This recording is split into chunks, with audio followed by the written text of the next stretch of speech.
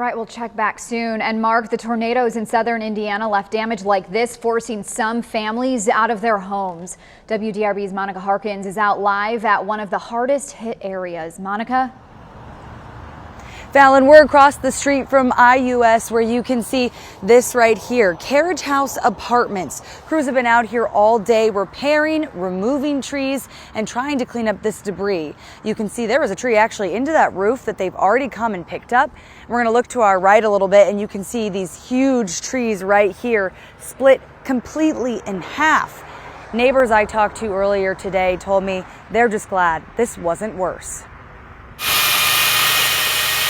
My wife and I were eating breakfast and then this thing blew up and it's like all hell broke loose. Mike Wild was home with his wife Sunday morning when the storm blew through right past Indiana University southeast. Saw trees bending like I'd not seen them before, and then my wife started heading to the basement and then the lights went out. It's just this blew out of nowhere and was back up in the clouds before you knew it. Wild's home just a few houses down from the Carriage House Apartments on Grant Line Road. The National Weather Service says 2 people at the complex had head injuries. There weren't any deaths from the storm.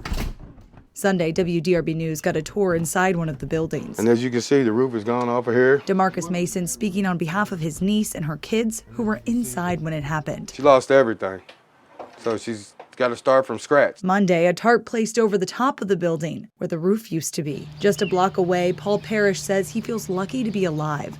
The storm hitting while he was asleep on the 3rd floor. If it had done to my house what it did to the carriage house, I wouldn't be here. His luck continued. This tree fell towards the street and not onto his house. The widespread damages have many in the area curious why there wasn't more of a warning. I asked Chief Meteorologist Mark Weinberg what happened. We have a mode on our radars referred to as sales mode.